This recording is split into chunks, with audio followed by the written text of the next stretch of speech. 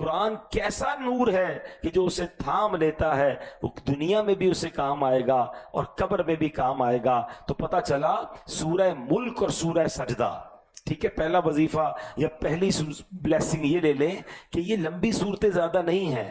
रात को सोने से पहले इन दोनों सूरतों की तिलावत करना सुन्नत मुस्तफ़ा है।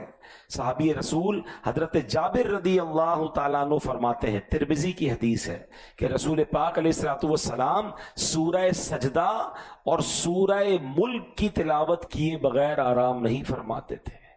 अल्लाह करे कि हम रोजाना रात सोने से पहले ये दो सूरतें पढ़ें। और सूरह मुल्क की तो क्या बात है, आज स्पेशली मेरा टॉपिक जो है वो सूरह मुल्क है। सूरह मुल्क 29वां पारा जहां से स्टार्ट होता है ये वहां से, और तकरीबन 3 मिनट लगते हैं। अब पढ़ के देखें, अगर प्रॉपर तिलावत करें तो you required only 3 to 4 minute to recite सूरह मुल्क।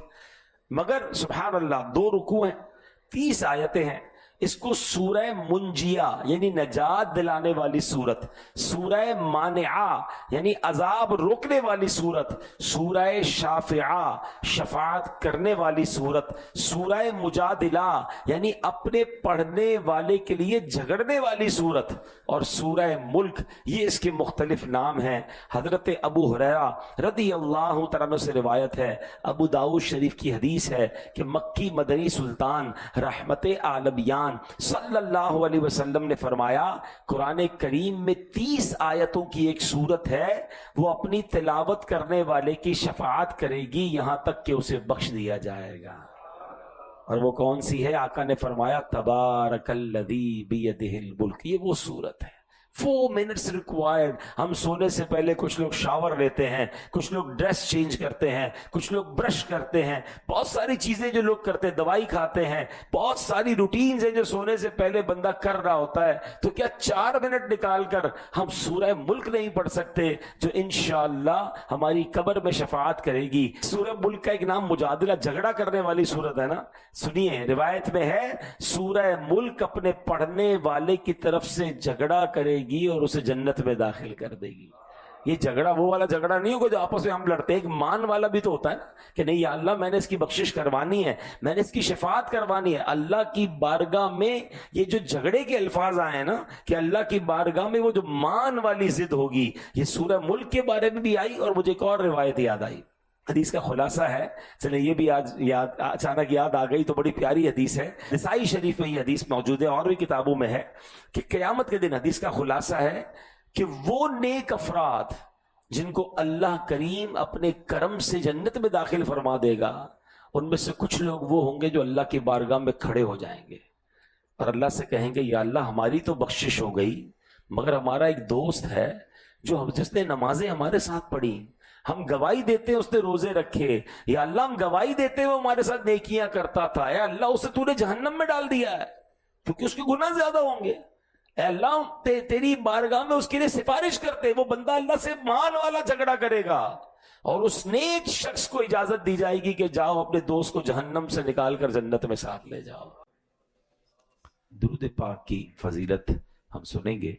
सरकार दो आलम सल्लल्लाहु अलैहि वसल्लम ने फरमाया, तुम जहां भी हो मुझ पर दुरूद पढ़ो कि तुम्हारा दुरूद मुझ तक पहुंचता है। सल्लु अलल हबीब सल्लल्लाहु तआला अला मुहम्मद सल्लल्लाहु अलैहि वसल्लम। इमाम जलालुद्दीन सुयूती शाफई रहमतुल्लाहि तआला अलैह अपने दौर के बहुत बड़े आलिम, मुफस्सिर कुरान, मुहद्दिस और वली कामिल हैं। और आपकी किताब है शरह सुदूर, कमाल की किताब है। मैं मशवरा दूंगा इसको जरूर पढ़ें, हासिल करें।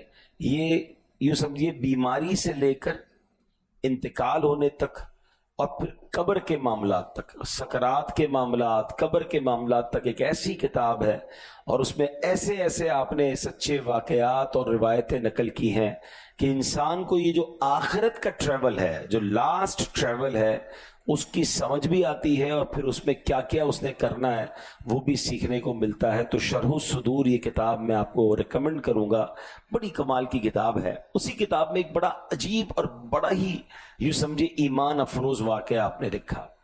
हजरत अबान बिन अबू अय्याश रहमतुल्लाहि तआला फरमाते हैं, जब हजरत मुवर्रिक अजली रहमतुल्लाहि तआला की वफात हुई, اس وقت میں آپ کے قریب موجود تھا، اور جب انہیں کفن دیا گیا تو ہم نے دیکھا کہ ان کے سر سے ایک نور نکلا جو روف کو، چھت کو چیرتا ہوا اوپر چلا گیا۔ ایسا ہی نور ان کے پاؤں کے پاس سے نکلا، اور ایسا ہی نور ان کی باڈی سے، ان کے جسم کے درمیان سے نکلا، یعنی 3 جگہوں سے، پارٹ آف دا باڈی سے نور نکل کر اوپر کی طرف گیا۔ ابھی ہم حیران تھے کہ یہ کیا ہو رہا ہے اور ان کے ساتھ یہ کیسا معاملہ ہو رہا ہے۔ تو حضرت مورک نے اپنے چہرے سے کفن ہٹایا اور کہا کیا تم لوگوں نے کچھ دیکھا ہے؟ ہم نے کہا جی ہاں، ایسے 3 نور بلند ہوتے ہوئے دیکھے ہیں۔ آپ نے فرمایا یہ سورہ سجدہ ہے جو میں ہر رات پڑھتا تھا، اس کی ابتدائی 14 آیات کا نور میرے سر سے، آخری 14 آیات کا نور میرے قدموں سے، اور آیت سجدہ کا نور جسم کے درمیانی حصے سے بلند ہوا ہے، اور یہ سورت میری شفاعت کرنے کے لیے آسمانوں کی طرف گئی ہے، اور سورہ ملک اس وقت میری حفاظت کر رہی ہے۔ اتنا کہنے کے بعد آپ کا انتقال ہو گیا۔ اللہ اکبر! قرآن کس طرح مرنے کے بعد حفاظت کرتا ہے، کس طرح عذاب سے بچاتا ہے۔ اور کچھ صورتیں تو وہ کمال کی صورتیں ہیں جو خاص یوں سمجھیے اس کے جو بینیفٹس ہیں، اس میں ایک بڑا بینیفٹ یہ ہے کہ وہ قبر کے عذاب سے بچاتی ہے۔ ورنہ غور کریں، مرنا تو بڑا مشکل کام ہے، روح نکلنے کی سختیاں، فرمایا روایتوں میں تلوار کے 1000 وار سے زیادہ سخت تکلیف ہے، پھر دنیا چھوٹنے کا غم، عزیز رشتہ داروں، آل اولاد سے جدائی کا صدمہ، اس کے ساتھ ہی قبر کی تنہائی، وحشت اور اندھیرے کا سامنا، 1000 طرح کی مشکلات ہیں جب بندے کی روح جو ہے اس کی باڈی سے جدا ہوتی ہے۔ مرنا تو ہم سب نے ہے، مگر اللہ سے دعا کرتے ہیں کہ اللہ ہمیں خیر و عافیت والی، کلمے والی، ایمان والی موت نصیب فرمائے۔ کہ یار مرنے کے بعد کوئی کیسے جواب دے سکتا ہے، مرنے کے بعد کوئی کیسے زندہ ہو سکتا ہے؟ یہ تو جناب مولانا صاحب نے عجیب سے واقعہ سنا دیا۔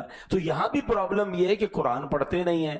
اگر قرآن پڑھیں تو قرآن پاک میں کئی ایسے واقعات موجود ہیں کہ مرنے کے بعد اللہ کی قدرت سے، ہمارا عقیدہ کیا ہے، رب چاہے تو اپنے بندوں کو مرنے کے بعد بھی زندہ کر سکتا ہے۔ تو قرآن میں کتنے واقعات ہیں، اب ذرا میں آپ کو اشارہ دے دیتا ہوں۔ پہلے سپارے میں جو ماشاءاللہ قرآن پڑھ رہے ہیں تفسیر کے ساتھ وہ میری بات کو اگری کریں گے، پہلے سپارے میں 70 افراد کے مر کر زندہ ہونے کا واقعہ ہے۔ پہلے ہی سپارے میں ایک شخص کا جو قتل ہوا تھا، جس کی وجہ سے سورہ بقرہ، پورا نام ہی سورہ بقرہ ہے، وہ قتل ہونے والے نے پھر زندہ ہو کر اپنے قاتل کا نام بتایا۔ دوسرے سپارے میں 70,000 افراد کے مر کر دوبارہ زندہ ہونے کا واقعہ موجود ہے جو حضرت حزقیل علیہ السلام کی قوم کے لوگ تھے۔ تیسرے سپارے میں حضرت عزیر علیہ السلام کا 100 سال تک سوئے رہنے کے بعد دوبارہ زندہ ہونے کا واقعہ موجود ہے۔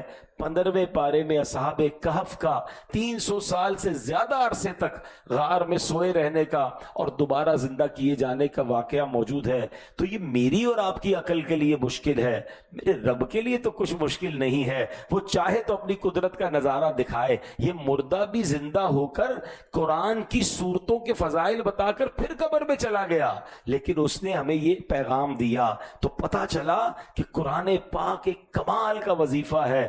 دوست وہ ہوتا ہے جسے دیکھ کر خدا یاد آ جائے۔ ہاں، روایتوں کا مضمون ہے، دوست وہ ہوتا ہے جسے دیکھ کر خدا یاد آ جائے۔ ایک اور روایت یہ ہے کہ دوست کے دین پر ہوتا ہے۔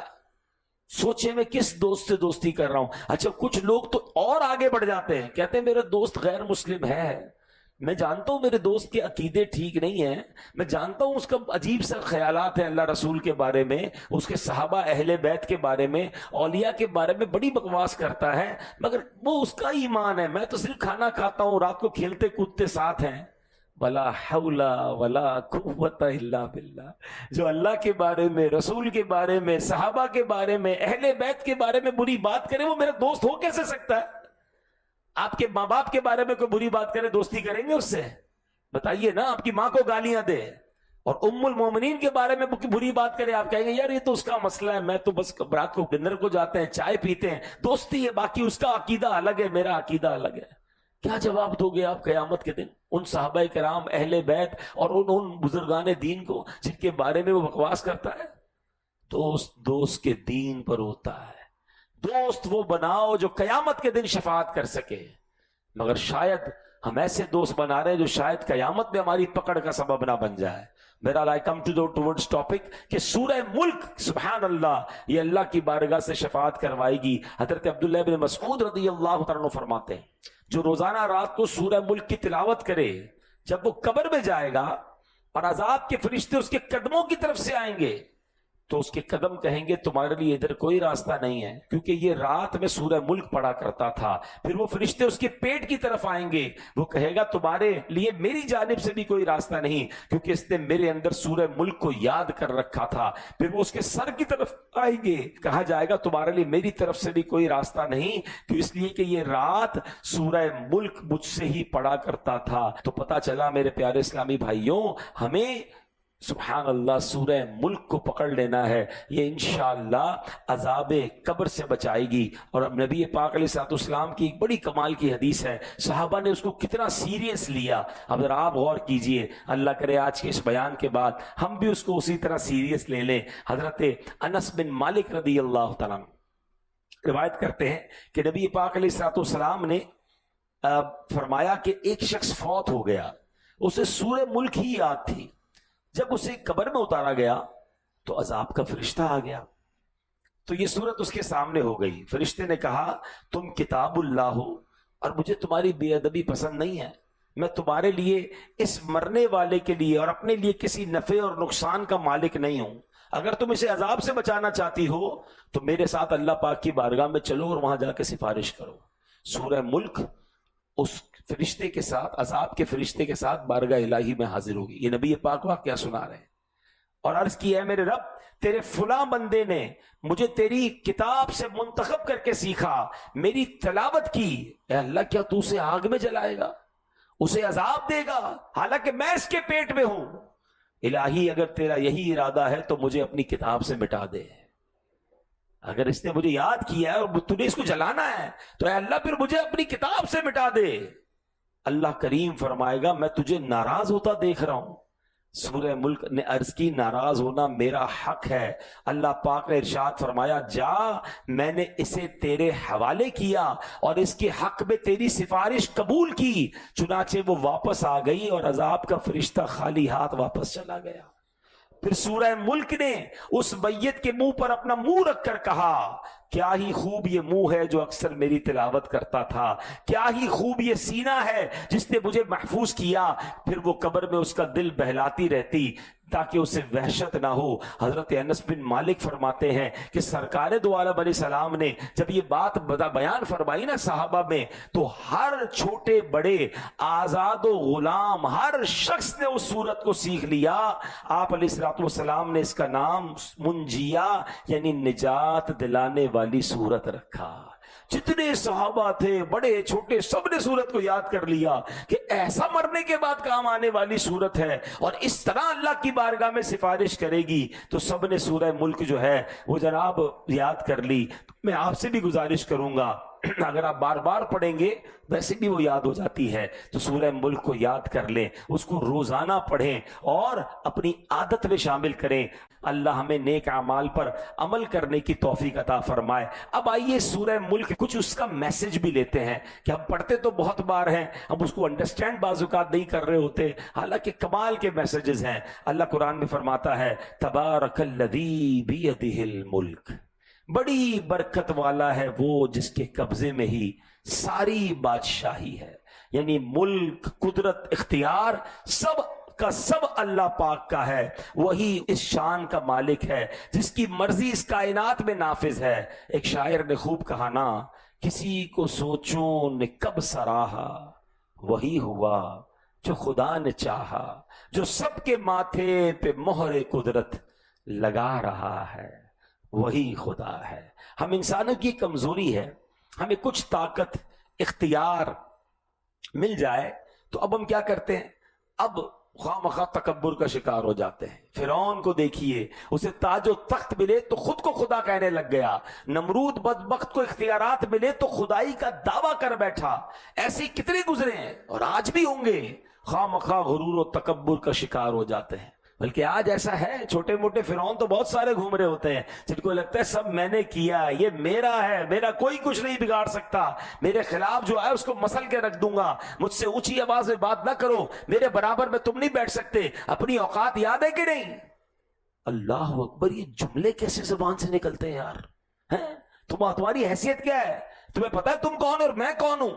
میں کون ہوں یہ جملہ تو ایسے کہتے ہیں جیسے پتہ نہیں کیا کچھ لے کر آئے دنیا میں۔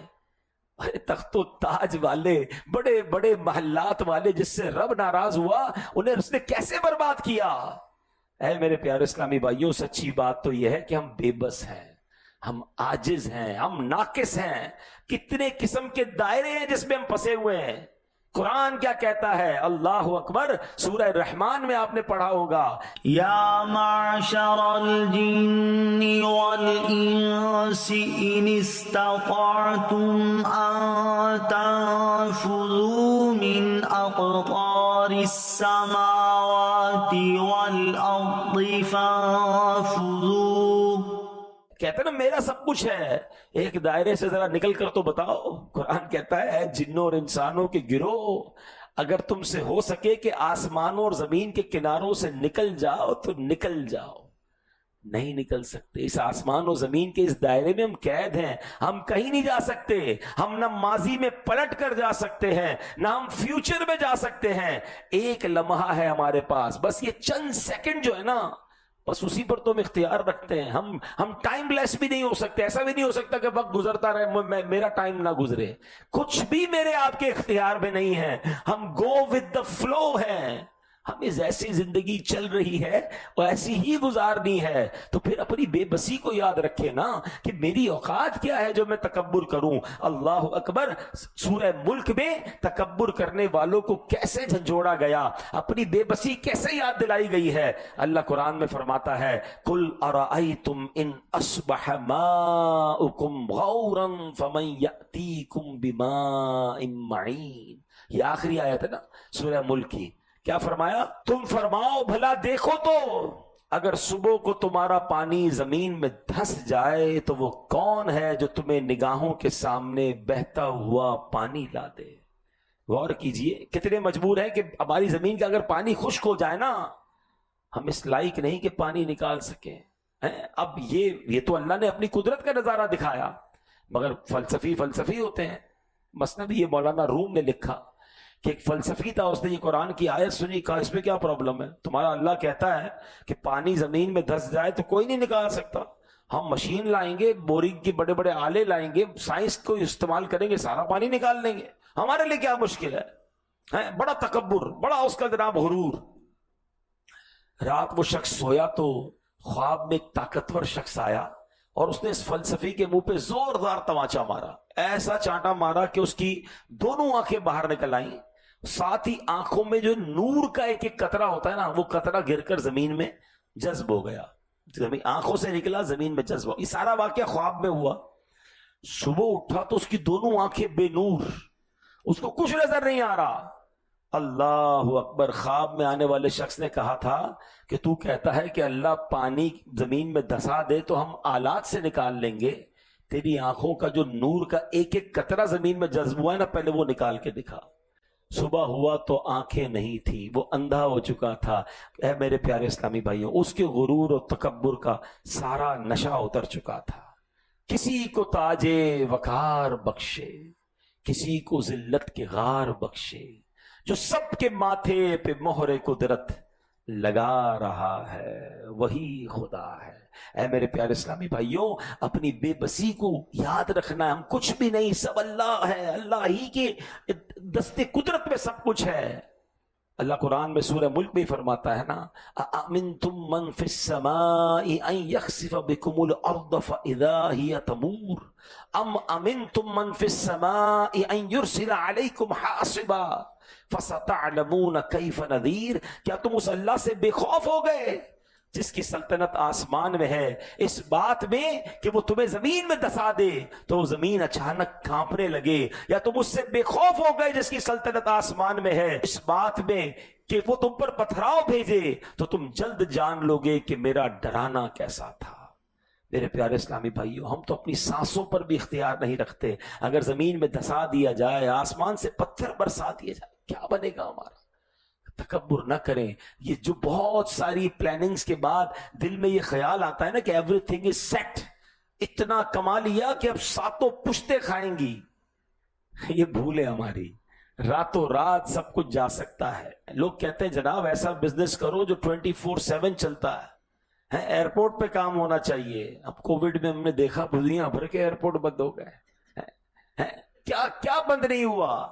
یہ میں بار بار بتایا جا رہا ہے کہ وہی تو ہے جو نظام ہستی چلا رہا ہے.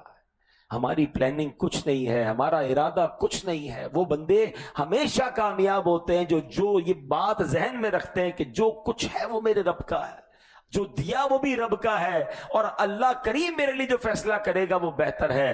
عاجزی کے ساتھ، انکساری کے ساتھ، تکبر سے بچ کے جو لائف گزارتے ہیں وہی کامیاب ہوتے ہیں. اللہ کریم ہم سب کو آفتوں سے محفوظ فرمائے. کسی کو کچھ نہیں پتا ہوتا اگلے لمحے کیا ہونا ہے. پھر کس بات کا اترانا ہے؟ پھر کس بات کی توبہ میں تاخیر ہے؟ خدا را توبہ کیجئے، اللہ کو راضی کیجئے. زندہ ایسے رہیے کہ مرنے کی تیاری ساتھ ساتھ ہو کہ اگر آج رات بھی میں قبر میں جاؤں گا تو میرا رب مجھ سے راضی ہوگا. دنیا کا مال، دنیا کی دولت، دنیا کی شہرت، دنیا کے تعلقات سب ادھر رہ جائیں گے، میں اکیلا قبر میں جاؤں گا. آپ نے کبھی زندگی میں نہیں دیکھا ہوگا کہ جو اربوں پتی مرتا ہے اس کی قبر میں کوئی چھوٹی سی تجوری بھی ساتھ جاتی ہے کہ جناب تھوڑے 2-5 لاکھ ڈالر رکھ دو، اتنے اربوں روپے چھوڑ کے جا رہا ہے، تھوڑے پیسے ساتھ لے جائے. کچھ نہیں قبر میں جاتا. آپ نے کبھی نہیں دیکھا ہوگا کہ 4000 گز کے بنگلے میں رہتا تھا، یار اب اس کا انتقال ہوا، اس کی تو کچھ 50 گز کی قبر بنا دو. جناب فٹ پاتھ پہ مرنے والے کی قبر بھی 2 گز کی ہے، بنگلے میں مرنے والے کی قبر 2 گز کی ہے. کبھی نہیں دیکھا ہوگا کہ یار یہ بندہ ساری زندگی برانڈڈ کپڑے پہنتا رہا، اب مر گیا ہے، اس کو کوئی ریشم کا کفن ہی پہنا دو. نہیں جناب، اس کو بھی وہی کوڑے لٹھے کا کفن پہنایا جائے گا جو ایک لاوارث بندے کو کفن دیا جاتا ہے. جب میری منزل وہ ہے، میرا لباس وہ ہے، میرا آخری ڈیسٹینیشن وہ ہے، تو مجھے اس ڈیسٹینیشن کی تیاری کیا کرنی چاہیے کہ وہاں کچھ ساتھ نہیں جائے گا، وہاں اعمال ساتھ جائیں گے. وہاں رب راضی ہوگا تو انشاءاللہ میری قبر و آخرت بہتر ہوگی.